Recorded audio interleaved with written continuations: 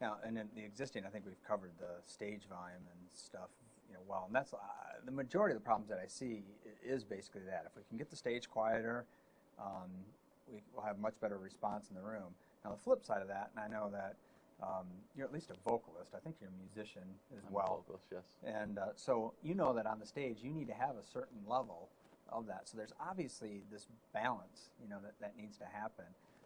Has there been any effective way that you've had in working with, I call it TNT, tech and talent, because it's explosive, and yes. you've seen that, I'm sure. Yeah. Have you found a way to best facilitate that? How do you deal with a situation where you've got a vocalist that, I call it the M3 syndrome, and that's the more me monitor. It's all they want is more of me in the monitor. How do you deal with that? Well, quite frankly, the simplest way to deal with it is to give everyone their own monitor and to go to in-ears. There have been amazing improvements in the technologies for in-ears, and I think a lot of churches really just don't take advantage of that. Again, was with a church recently and asked them about the possibility of going to in-ears because of their stage wash problem. And she said, oh, we tried that 3 years ago, and it just didn't work. The musicians just didn't like it. And again, I think it's one of those areas that 3 or 4 or 5 years ago, you'd see a lot of churches trying to cut corners using poor analog systems for in-ear monitors. Yeah. And she said, oh, matter of fact, here it is. And it was just a little analog device with some sliders on it. And there's a lot of ground loop issues and buzz and hum problems with those. They just don't have the frequency playback. And so now we see a lot of churches that have digital boards. I mean, these digital boards are just wired. They want to provide in-ear systems. And so we encourage churches as much as possible. And even if you can't do all of the band, even if you can get some of the players onto in-ears, the ones that don't have to move around a lot or whatever, or even some of the vocalists, they can dial in the exact mix that they want. And if they want more of me, we can give them more of me. And you don't have to worry about it. Exactly. That is true. Yeah, that is true. One of the things that I've seen with in-ears is a lot of musicians have complained that I feel like I'm in the studio. I'm not in the room.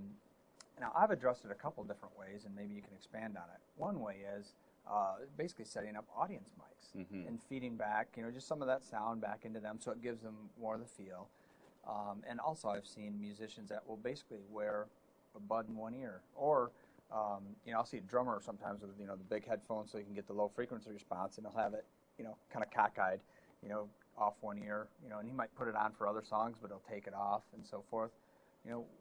What else can be done, or is there anything else that you can do to have a musician feel more of a live performance than a studio performance? Well, Gary, I think you've really hit on the two key things. The first thing is, for an in-ear system, you have to have an ambient mic to be able to pick up the room, because otherwise it feels like you're singing in a cage somewhere and separated from the rest of the congregation. So that's super critical. Sometimes I'll mix a little reverb in just to the overall mix so that, again, it gives a little bit of the size of the room. Our brain has this disconnect. If we're listening to something and it's a very dry sound with not much reverberation, and yet we're standing in a very large space that we know has a lot of reverberation, there's this disconnect, and that disconnect then makes you feel like you're a bit isolated from the system. So sometimes I mix in just a little bit of reverb to help account for that. And then one of the other solutions you gave was to only wear the earbud over one ear. And the only danger I'd have to say with all of that is that we oftentimes see the musicians with those in-ear systems at a higher level. And so I'm always concerned about hearing protection and making sure that you can, you're not overdriving that into your ear. And plus, you have potential to, if it's too loud, then you're going to perhaps blow the driver out of your headphones and so on too. But so as much as possible, I do encourage our musicians to have both ears covered, or have earbuds in both ears, and allow for the system to be able to fix any issues you're having with isolation. Sure, that's a very good point. And in closing here, let's talk a little bit about hearing protection, because I know it's extremely important to you. Obviously, for your profession and what you do, some of it is very technical, and you can figure out the acoustical signature of a room by using equations and so forth. But a large part of it is the experience and being in the space and basically having trained your ears to do that. And then adding in as a vocalist, obviously, that's very important. So what do you do to protect your ears, and what would you suggest people do as well for both the congregation and the musicians? Well, the good Lord only gave us 2 ears, and it's true that hearing aids and so on have come a long ways. But we really do need to protect our hearing as much as possible, and using protection to do that in whatever way. So I almost always have a set of earplugs with me in any kind of venue that I go into, as I go to concerts and so on, to account for that. And my 5-cent cheap fix, if you get to a place and you just don't have hearing protection and you need something, don't ignore it. Take advantage of that sense that you have that you're in too loud of an environment. Go into the restroom, take some toilet paper, wad it up a little bit, and stick it into your ear, because you'll be surprised at just that little bit how much improvement that actually makes. So that's one of the easiest ways to make sure that your hearing is protected. And take advantage of things like iPods now that have maximum volume levels and so on out of that.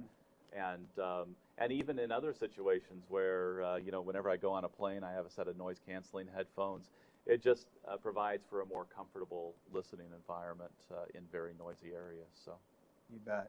I do a little bit of Civil War reenacting, and so I'm using a muzzle loader.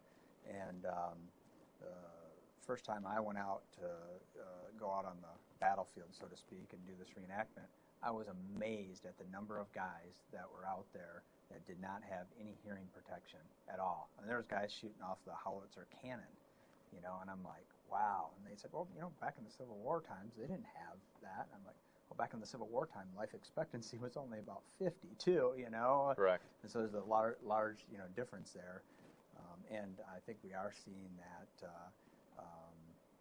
very much, that the American population in general is significantly losing their overall hearing, and we're seeing the use of hearing aids, which you said have come a long way. But it's kind of like having, a camera lens rather than the human eye in a lot of ways. The human eye is so much better than a camera lens. Well, the human ear is so much better than can be reproduced with the hearing aid. So, it's very wise to protect your hearing and make sure that it's going to be with you for your lifetime.